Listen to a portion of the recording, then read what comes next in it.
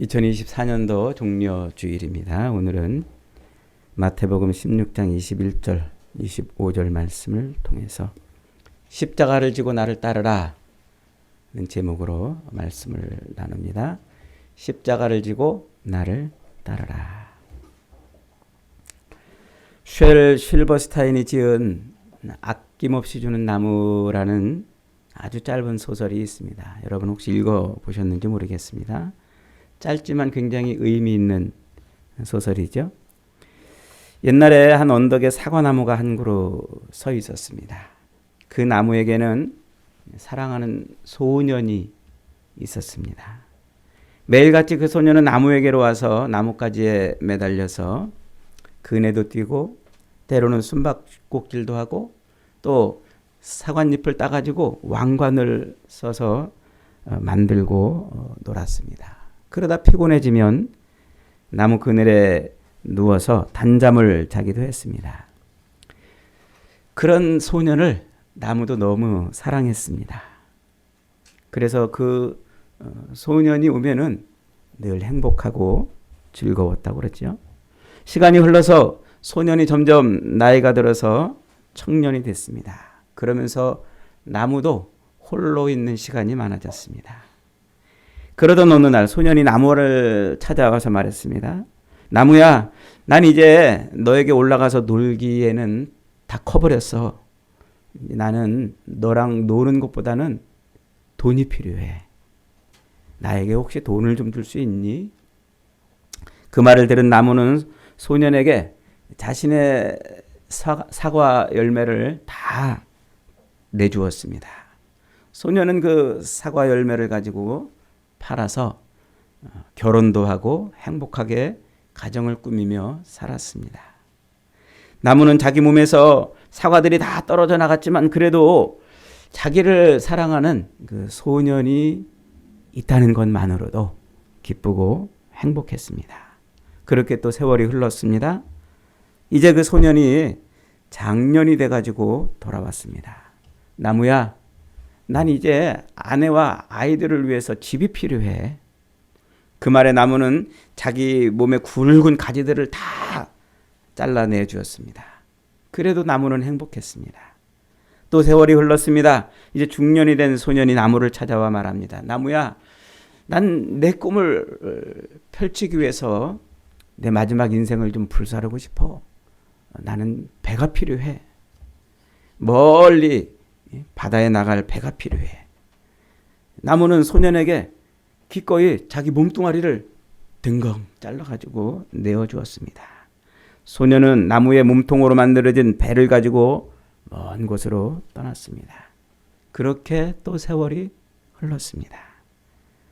이젠 노인이 된 소년이 나무를 찾아왔습니다. 나무가 먼저 소년에게 말을 했습니다. 얘야, 미안하구나. 내가 이제 너를 위해서 내어줄 게 아무것도 없네. 그러자 소년도 나도 이제는 필요가 없어. 나도 이제는 그저 조용히 어딘가에 앉아서 쉬고 싶을 뿐이야. 그러자 나무가 활짝 웃으면서 말했습니다. 그래. 그러면 얼른 내 밑둥에 와서 이 밑둥을 의자 삼아서 여기 앉아서 좀 쉬렴. 늙은 소년은 늙은 나무 둥치에 앉아서 조용히 그렇게 여생을 보냈다는 이야기입니다. 그래서 나무는 또 행복했다지요. 저는 그 짧은 소설을 읽으면서 우리 어머니, 우리 부모님을 이렇게 생각해 봤어요. 머리가 하얗게 죽을 때까지 자식들에게 주고 또 주고 또 퍼주고 또 더 못 주어서 안타까워하시는 그 부모님들 말입니다. 자식들은 그렇게 부모님을 통해서 먹고 자라는 것 아니겠습니까? 아니, 부모님을 통해서 먹고 자라는 것이 아니라 사실은 부모를 먹고 자라는 거죠. 어릴 때 먹는 어머니의 젖이 바로 어머니의 피라고 그러지 않습니까? 100원이 필요하다고 하면 1000원을 주고 싶고 1000원이 필요하다고 하면 10,000원을 주고 싶은 그 마음으로 자식들을 위해서 다 내어주는 겁니다. 다 늙어서 아무 것이 없어도 자식에게 받는 것보다 더 줄 때 행복해하는 것이 바로 부모의 마음이죠. 부모는 그렇게 일생 동안 자기 힘을 다해서 자식에게 모든 것을 내어주는, 아낌없이 주는 나무였습니다. 그런데 마태복음 7장 11절에 보니까 예수님이 이렇게 말씀하세요. 너희가 악한 자라도 좋은 것으로 자식에게 줄 알거든. 하물며 하늘에 계신 너희 아버지께서 구하는 자에게 좋은 것을 주시지 않겠느냐. 자식을 그렇게 사랑할 줄 아는 부모도 하늘에 계신 하늘 아버지에 비하면은 어쩌면 아무것도 아니라는 말이지요. 이것이 하늘 아버지와 육신의 아버지가 다른 것이라. 우리가 그렇게 자식에게 모든 것을 다 내어주고 싶은 그 마음을 누가 고스란히 다 가지고 계시다는 거예요? 하늘 아버지가. 하늘 아버지가 그렇게 우리에게 모든 것을 내어주고 또 내어주고 싶어 하시는 분이에요. 그래서 그분이 이 땅에 심으신 나무는 바로 아낌없이 주는 나무, 십자가였던 겁니다. 그 십자가는 바로 희생의 나무예요. 희생의 나무. 희생이라는 말은 한자어이죠. 희생의 희자는 소우자와 양양자, 그리고 그 밑에 나아자로 이렇게 구성이 되어 있어요. 나를 대신해서 드려지는 소나 양을 의미하는 말이죠. 그리고 생의 이 생자에는 역시 소우자변에 날생자, 날생자가 붙어 있어요. 그러니까 살아있는 생물이라는 거죠. 살아있는. 이 생이 뭐냐면 제사에 드려지는 살아있는 소를 의미한답니다. 그러니까 희생이라는 말은 나를 대신해서 제물로 바쳐진 살아있는 소나 양이 된다는 겁니다. 이 희생이라는, 나를 대신해서 드려지는 살아있는 생축, 희생이라는 말을 가장 잘 설명하는 말이 에베소서 5장 2절의 말씀입니다. 그리스도께서 너희를 사랑하신 것 같이 너희도 사랑 가운데 거하라. 그는 우리를 위하여 자신을 버리사 향기로운 제물과 살아있는 제물이 되어 하나님께 드려졌느니라. 사도 바울은 하나님께 드려지는 그 어린 양 예수 그리스도를 보고 우리를 대신해서 드리는 제물이라고 소개하고 있는 거예요. 요한복음 1장 29절에서 사도 세례 요한도 그래서 이렇게 말합니다. 보라, 세상 죄를 지고 가는 하나님의 어린 양이로다. 예수님이 곧 우리를 대신해서 드려지는 하나님의 어린 양이란 말이죠. 그분이 희생이었던 거예요. 그분이 바로 희생, 그분이 바로 우리를 대신해서 하나님께 드려진 제물이었던 것입니다. 예수님이 희생 제물이 되어서 그렇게 십자가에 매달려 죽으신 그 골고다 언덕은 1000년이 넘게 수많은 양들의 제물로 죽어갔던 언덕입니다. 예루살렘 성전의 바로 맞은편이죠. 그곳은 진짜 하나님의 어린 양 예수 그리스도께서 자신을 제물로 단번에 영원한 제사를 드리기 위해서 하나님이 세워놓으신 그 나무에 매달리신 겁니다. 인류는 범죄함으로 말미암아 에덴 동산에서의 생명나무를 잃어버렸습니다. 그러나 자비하신 하나님은 그 에덴 동산에서 잃어버린 생명나무를 우리들에게 다시 주고 싶으셔서 기꺼이 골고다 언덕 위에 나무를 심어 놓으시고 거기에 예수 그리스도를 매달으셨어요. 그 십자가가 바로 생명나무입니다. 하나님은 그 나무에 아들을 매달으시고 그 나무에 매달려 있는 아들을 자기의 주인으로 영접하는 자, 그에게 생명을 주시기로 작정을 하셨어요. 그래서 그 아들을 매달아 세워놓으신 그 나무는 아낌없이 주는 나무였던 겁니다. 그래서 그 생명나무에 매달려 있는 열매를 먹는 자는 열매를 먹는 자는 영생을 얻는 거예요. 영생을. 누구든지 그 열매를 먹는 자는 영생을 얻고 그 즙을 마시는 자마다 생명을 얻고 또 풍성히 얻는다고 주님이 스스로 그렇게 말씀하고 있지 않습니까? 그래서 하나님은 그 나무에 거기에 골고다 언덕에 나무를 심어 놓으시고 그 나무에 열매를 맺게 하셔서 그 열매를 먹는 자로 하여금 생명을 얻게 하셨다고 하는 것이죠. 이것이 하나님이 우리를 사랑하시는 사랑의 표시인 거예요. 그런데 여러분, 왜 하나님은 거기에 십자가를 세워놓으시고 왜 거기에다가 예수 그리스도를 매달아 죽이셨을까요? 왜 아들을 거기에 매달아 죽이셨을까요? 꼭 그 십자가에 매달아 죽이신 이유가 뭘까요? 십자가 아니면 죽으실 방법이 없었을까요? 십자가가 아니면 다른 방법으로는 우리에게 생명을 주실 수 없으셨을까요? 여기에는 아주 중요한 의미가 담겨 있어요. 십자가는 그 당시 로마 시대에 가장 흉악무도한 죄인을 죽이는 사형틀입니다. 아주 극악무도한 죄인을 처형하던 사형틀이죠. 그 극악무도한 죄가 뭐였을까요? 그것은 바로 로마 황제의 반역을 하는 거예요. 로마에 반역을 하는 겁니다. 로마가 다스리고 로마가 통치하고 로마가 지배하고 있는 그 땅에 살면서 로마 황제를 거스리는 로마 황제에게 반역을 하는 자를 잡아 죽이던 그 도구가 바로 십자가였어요.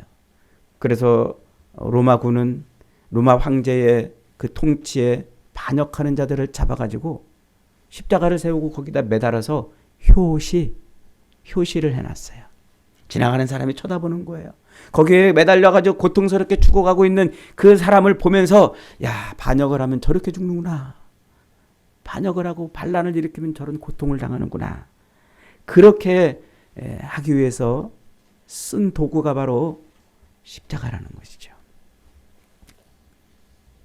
예수님께서 하필 그 많고 많은 사형 방법 중에서 십자가에 매달려 죽으신 이유는 우리가 그런 반역을 일으키는 자들이었다는 거예요. 하나님이 통치하시고 하나님이 다스리시고 하나님이 주관하시는 이 세상에 살면서 하나님을 거스리고 하나님께 반역하는 그런 죄를 지은 우리를 대신해서 하나님은 자기 아들을 십자가에 매달은 거예요. 그래서 예수 그리스도가 매달려 있는 그 십자가, 그걸 보면서 사람들은 반역자가 매달려 있는 그 십자가를 보면서 야, 반역하면 안 되겠구나 하고 두려움에 떨지만 우리는 그렇게 십자가에 매달려 있는 예수를 보면서 내가 그런 반역자였구나. 내가 그런 반역자였구나. 내가 하나님을 거스리고 하나님을 배반하고 하나님의 통치와 하나님의 이 주권을 인정하지 않고 살은 존재였구나 하는 것을 깨달아야 되는 겁니다. 여러분, 지금 여러분들은 저 십자가를 바라볼 때마다 무슨 생각이 듭니까? 내가 반역자라는, 내가 반역을 해서 저렇게 죽을 수밖에 없는 죄인이었다는 것을 여러분들은 깨닫습니까? 하나님은 많고 많은 방법 중에서 특별히 그렇게 십자가라는 방법을 통해서 아들을 거기에 매달아 죽이시고 우리로 바라보게 하시는 이유는 저와 여러분이 그렇게 하나님이 다스리시고 하나님이 통치하시고 하나님이 주장하시는 이 땅에 살고 있으면서 하나님을 반역하고 있는 존재라는 것을 알려주시는 거예요. 십자가를 볼 때마다 우리가 얼마나 하나님 앞에 반역한 삶을 살았는지를 깨달을 수 있는 은혜가 있기를 바랍니다. 그래서 예수님은 그 반역자가 매달려 죽는 그 십자가에 매달려 죽으시면서 순종을 하신 거예요. 순종을. 아버지의 그 말씀에 100% 순종. 십자가는 순종을 하지 않으면 매달릴 수 없는 곳이었잖아요. 그래서 반역자를 죽이는 그 틀에 예수님은 기꺼이 아버지의 뜻대로 매달려 죽으신 거예요. 그 순종이 우리를 반역에서 건져내는 겁니다. 순종이. 여러분, 그래서 주님을 따라간다는 것은요, 순종하며 산다는 거예요. 어디에? 주님 말씀에. 100% 순종하는 거예요. 이 저주의 삶에서 벗어나기를 원한다면 순종하는 것밖에는 없다는 거예요. 그래서 요한복음 2장의 그 혼인잔치집에서 포도주가 떨어졌을 때 마리아가 얼른 하인들에게 말합니다. 너희에게 무엇을 하시든지 그대로 하라. 너희에게 무엇을 말씀하시든지 그대로 순종하라. 그랬더니 예수님이 물 떠다가 그 도랑아리 6개에 아구까지 채우라. 종들이 갖다 채웁니다. 갖다 떠다가 연회장에 주어라. 종들이 떠다 줍니다. 연회장은 물로 된 포도주를 맛보고서 이것이 어디서 났는지 알지 못하되 누구는 알았다고요? 종들은 알았어요. 순종한 종들은 알았어요. 순종한 종들은. 여러분, 순종할 때 우리는 하늘의 세계를 보는 거예요. 하나님의 말씀에 순종할 때 우리는 비로소 눈이 열리고 이 놀라운 신비가 어디서 왔는지, 이 위대한 사랑이 어디로부터 왔는지, 이 땅이 지금 누구의 통치 가운데 있고 누가 이 땅을 주무르시는지 순종할 때 알 수 있는 거예요. 순종할 때. 순종한 사람들은 알더라. 여러분, 예수 그리스도의 십자가를 볼 때마다 우리가 반역자인 것을 깨달으시기를 바랍니다. 하나님이 우리에게 요구하시는 것은 순종하는 것밖에 없음을 깨달으시기를 바랍니다. 순종이 제사보다 낫고 듣는 것이 수양의 기름보다 낫다. 그래서 주님은 우리로 순종을 요구하시는 거예요. 순종. 십자가를 볼 때마다 아무든지 자기를 부인하고 자기 십자가를 지고 나를 쫓으라 말씀하신 주님의 말씀에 순종할 수 있는 복이 있기를 축복합니다. 두 번째 의미는요. 예수님이 하필이면 그 십자가에 매달려 죽으실 수밖에 없었던 두 번째 의미는 신명기 21장 22절로 23절에 가면 이렇게 율법이 선포되고 있어요. 사람이 만일 죽을 죄를 범함으로 네가 그를 죽여 나무 위에 달거든 그 시체를 나무 위에 밤새도록 둘지 말고 당일에 장사하여 네 하나님 여호와께서 네게 주시는 기업의 땅을 더럽히지 말게 하라. 나무에 달린 자는 하나님께 저주받아 죽은 자니라. 하나님께서 아들을 십자가에 매달아 우리로 보게 하시고 우리를 대신해서 드려지는 제물로 거기에 매달아 우리가 바라보도록 하신 이유가 뭐라고요? 우리가 저주받은 인생, 저주받은 삶을 사는 존재였다는 것을 깨우쳐 주시는 거예요. 우리는 하나님께 저주받은 존재들이에요. 아담 이후로 태어나는 모든 인생들은 다 하나님께 저주를 받은 인생들입니다. 이 저주받은 인생에서 우리를 건져내시기 위해서 하나님은 기꺼이 이 저주받은 인생이 매달려 죽는 방법으로 아들을 죽이시고 그 아들을 바라보는 우리를 살리시는 거예요. 그것이 하나님이 죄인을 구원하는 방법이셨어요. 민수기 21장 8절로 9절에 여호와께서 모세에게 이르시되 불뱀을 만들어서 장대 위에 매달아라. 물린 자마다 그것을 보면 살리라. 모세가 놋뱀을 만들어 장대 위에 다니 뱀에 물린 자마다 놋뱀을 쳐다본 적 살리라. 거기에 매달려 있는 놋뱀을 쳐다보니까 원망하고 불평하다가 튀어나온 불뱀에 물려 죽던 그 모든 사람들이 살았어요. 황당하잖아요. 아니 뱀에 물려 죽어가는 사람들한테 구리로 뱀을 만들어가지고 그것을 높이 들고서 쳐다보면 산다고 말하는 그런 황당한 방법. 그런데 그 황당한 방법으로 뱀에 물려 죽어가던 영혼들이 살아났습니다. 예수님이 이렇게 말씀하십니다. 모세가 광야에서 뱀을 든 것 같이 인자도 들려야 하리니 이는 저를 믿는 자마다 영생을 얻게 하려 하심이라. 황당한 방법이잖아요. 십자가에 달려 죽으신 예수를 바라보면 영생을 얻는다고 우리가 세상에 외치고 떠들고 다니면 사람들이 다 황당하다고 그럽니다. 그런 일이 어디 있느냐고.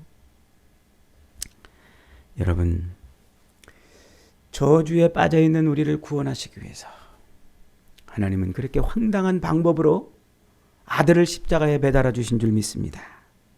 그래서 저주받은 인간이 가장 이 비참하고 처참한 삶을 사는 인생이 이 저주에서 벗어날 수 있는 가장 확실한 방법은 오직 십자가에 달려 죽으신 예수를 믿는 것밖에 없습니다. 사람들이 십자가에 달려있는 예수를 바라보면서 네가 메시아거든 거기서 내려오라. 네가 내려오면 내가 믿겠노라. 네가 진정으로 우리를 구원할 자이면 거기서 너를 스스로 구원해보라. 조롱하고 멸시했습니다. 하지만 주님은 그 조롱과 멸시를 견뎌내시고 참으시고 물과 피를 다 쏟으시고 우리를 위해서 아낌없이 자기의 모든 것을 다 쏟아주셨습니다. 그렇게 주님이 거기에 매달리셔서 모든 것을 아낌없이 쏟아내셨기 때문에 저와 여러분이 구원을 얻는 겁니다. 여러분 예수를 믿으십니까? 진짜 예수를 믿으십니까?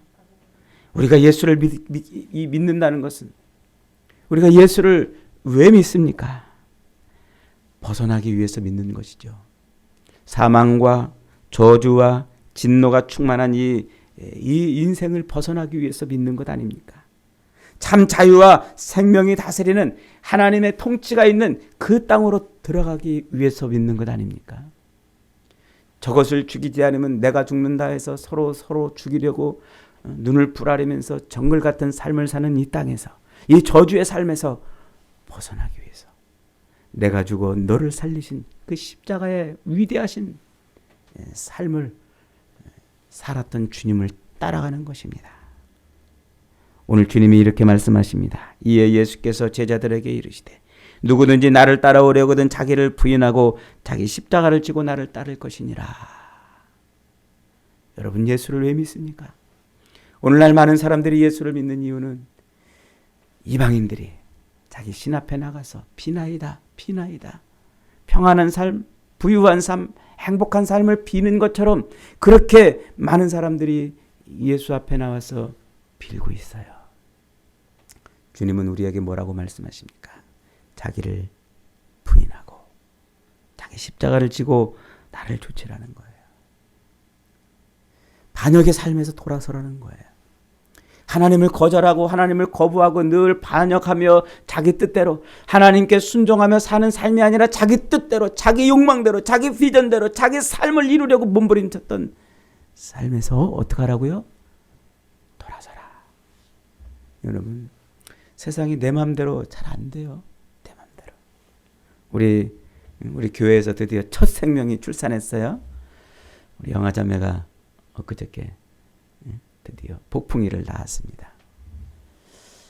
아쉽게도 급하게 병원에 가서 수술을 해서 낳았지만은 어쨌든 귀한 생명이 탄생을 했어요. 제가 우리 그 영아자매가 이렇게 아기 낳는 이 과정을 보면서 참 그런 생각했어요. 영아자매가 얼마 전에 두 부부가 와가지고 저랑 이렇게 상담을 했어요. 그러면서 이제 인생에 참 많은 계획을 아주 그냥 참 이렇게 얘기하더라고요. 제가 그렇게 인생의 그 계획들을 쭉 이렇게 말하는 걸 보고 감동을 했어요. 야, 참 자기 삶을 잘 계획하고 그래 저렇게 자기 인생을 잘 준비하고 그래야 돼. 그러면서 내가 속으로 하나님 저들의 계획대로 하나님이 저들의 인생을 사용해 주십시오. 그렇게 기도했어요. 근데 인생이 마음대로 안 되는 거예요. 갑자기 병원에 가서 갑자기 애를 뜻하지 않게 낳아야 되는 상황이 벌어진 거잖아요. 인생은 내 마음대로 되는 게 아니고 내 계획대로 되는 것이 아니구나. 내 계획대로. 여러분 우리가 살면서 우리 인생은 내 계획대로 다 되지 않아요. 내 마음대로 되지 않아요. 우리 인생을 주무르고 계신 분, 우리 인생을 계획하신 분이 누구예요? 하나님이신 줄 믿으시기 바랍니다. 하나님이세요. 내가 네 인생의 주인이다. 네 인생 내가 책임지겠다. 너를 내버려 두지 않겠다. 그 저주받은 인생에서 너를 내버려 두지 않을 것이다. 그 반역의 길을 걸어가고 있는 그 길로 너를 내버려 두지 않겠다. 내가 너를 책임지겠다. 내가 너를 버리지 않겠다. 그게 예수 그리스도의 십자가 죽으심이에요. 그래서 주님이 그런 말씀하시는 거예요. 우리에게 무엇을 먹을까 무엇을 입을까 하지 말라. 이는 다 이방인들이 구하는 것이라. 너희에게 이 모든 것이 있어야 될 줄을 너희 아버지께서 이미 다 아시느니라. 아멘. 그러므로 너희는 먼저 그 나라와 그 일을 구하라. 그리하면 이 모든 것을 너희에게 더하시리라. 더하시리라. 이것이 주님이 우리에게 요구하시는 거예요. 이것이 십자가를 짊어지고 가는 거예요. 이것이 주님이 아버지의 뜻에 순종하며 살았던 것처럼 우리도 그렇게 순종하며 사는 거예요. 나를 부인하고 자기 십자가를 짊어지고 살아가는 겁니다. 여러분, 혹시 지금 여러분들은 십자가를 짊어지고 여러분의 인생을 헛걱거리며 살고 있다고 생각하십니까? 제가 예전에 어느 권사님 댁에 신방 갔더니 그래요. 권사님, 목사님, 저에게는 큰 십자가가 있어요. 뭡니까? 그래. 말 안 듣는 저 자식이 제 인생의 십자가입니다. 저걸 위해서 기도해 주세요. 그러더라고요. 물론 기도해야지요. 물론 기도하고 정말 저 자식이 권사님의 기도대로 하나님 품으로 돌아와야지요. 그러나 권사님, 저 자식은 십자가가 아닙니다. 저것은 그냥 권사님이 이 땅에서 짊어져야 될 인생의 짐입니다.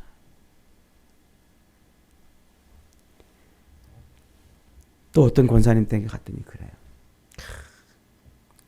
목사님, 왜 하나님이 저희 가정에 저런 이 아픈 애를 주셨는지 모르겠어요. 내가 저놈 때문에 이제 눈도 제대로 못 감겠어요. 그 장애를 앓고 있는 그 아이를 키우고 있는 권사님이에요. 나이는 들었는데 등치는 산만한데 장애가 있으니까 온전한 삶을 못 살아요. 그러니까 권사님이 죽지도 못하겠대. 저놈 때문에. 저놈이 내 십자가래. 그래서 제가 기도하면서 그랬어요. 권사님이 저 자식을 가장 이 땅에서 잘 짊어지고 갈 수 있기 때문에 권사님한테 맡겨놓으신 권사님의 짐이지 저건 십자가가 아니에요. 그런데 우리에게 주님이 이렇게 말씀하셨잖아요. 수고하고 무거운 짐진 자들아, 다 내게로 오라. 내가 너희를 쉬게 하리라. 그 짐 주님께 맡기면 돼요. 주님께 맡기면. 그리고 우리는 뭘 짊어지라고요? 이놈을 통해서 하나님의 나라가 어떻게 올지, 이 자식을 통해서 하나님이 어떤 일들을 펼치실지, 그걸 붙들고 사는 거예요. 그걸 붙들고. 그랬더니 장애 아들을 키우고 있던 권사님이 돌아가시면서 그러시더라고요. 목사님, 이 자식이 아니었다면 내가 하나님 앞에 이렇게 순종하며 살지 못했을 것을 이제서 깨닫습니다. 그러는 거예요. 내가 운이 없어서, 내가 재수가 없어서, 내 인생이 정말 안 풀려서 저 자식이 나한테 태어나서 내가 일생을 저렇게 고통스럽게 산 줄 알았더니 저 자식 없으면 내가 믿음으로 살지 않았을 겁니다. 저 자식 때문에 내가 한평생 믿음으로 살았습니다. 감사합니다. 그러고 돌아가시더라고요. 여러분, 인생에 짐이 있습니까? 주님께 맡기면요, 그 짐을 통해서 우리가 점점 더 하나님 나라에 가고 점점 더 십자가를 붙들고 살려고 애를 쓰면 이 저주의 인생에서 우리를 건져내시는 줄 믿으시기 바랍니다. 이 반역의 인생의 길을 가지 않고 하나님의 길을 걸어갈 수 있도록, 주님의 길을 걸어갈 수 있도록 우리를 이끌어 주시는 줄 믿으시길 바랍니다. 여러분, 날마다 주님 가신 그 길을, 십자가를 짊어지고 가세요. 하나님 나라를, 우리의 삶을 통해서 이루실 하나님 나라를 바라보며 가세요. 그게 십자가를 짊어지고 가는 거예요. 내가 죽어 너를 살린 그 길을 주님이 가셨던 것처럼 가는 거예요. 제가 군에 있을 때 제일 두려웠던 것 중에 하나가 뭐냐면 지뢰밭을 통과하는 거예요. 지뢰밭. 여러분 가끔 영화에서 보시죠? 군인들이 지뢰밭 만나면 잘못 가다가 터져가지고 팔을 잃고 다리를 잃고 심하면 목숨을 잃고 그런 지뢰밭을 통과하는 거 보셨잖아요. 그때 그 지뢰밭을 통과할 때 어떻게 통과합니까? 앞에 이제 완전 무장을 하고 지뢰 탐지기를 들고 탐지병이 먼저 이렇게 걸어가요. 이렇게 한 발 한 발 걸어가면서 지뢰가 나오면 그 자리에서 엎드려가지고 지뢰를 해체해내고 또 일어서 한 발 한 발. 그럼 나머지 병사들은 어떻게 갑니까? 그 앞에 갔던 지뢰 탐지병이 밟았던 그 길을 자기 발을 거기에 그 발자국에 포개면서 가는 거예요. 그래야 살아요. 그래야. 안 그러면 매설된 지뢰를 밟아서 죽음으로 가는 거예요. 주님이 우리에게 말씀하십니다. 아무든지 나를 따르오려거든 자기를 부인하고 자기 십자가를 지고 나를 좇으라. 주님 가신 그 발에 그 발자국에 저와 여러분의 발을 포개시기를 바랍니다. 저와 여러분의 발을 거기에 포갤 때 우리는 생명을 얻어요. 거기에 우리는 저주받은 인생을 피하며 살 수 있는 거예요. 사랑하는 여러분, 하나님은 반역자인 우리를 반역의 길로 가지 말도록 아들을 매달아서 그 반역의 길에서 우리를 돌이키셨습니다. 저주받은 인생에서 우리를 건지시려고 아들을 매달아 그 저주의 삶에서 우리를 건지셨어요. 주님을 붙들면 예수 그리스도의 그 가신 길에 우리의 발을 포개고 가면 반역의 길이 아닌 순종의 길로 가는 줄 믿으시기 바랍니다. 저주의 사망의 길이 아닌 생명의 길을 가는 줄 믿으시기 바랍니다. 이 눈물 많고 슬픔 많고 인생의 짐을 짊어지고 허덕이며 살 수밖에 없는 이 저주 같은 인생의 삶에서 우리에게 진정한 행복을 주시고 평안을 주시고 기쁨을 주시는 분이 주님이십니다. 그 주님의 십자가를 짊어지고 저와 여러분도 그렇게 저주의 길에서 벗어나 생명의 길을 걷는 복된 은혜가 있기를 주님의 이름으로 축복합니다. 아멘.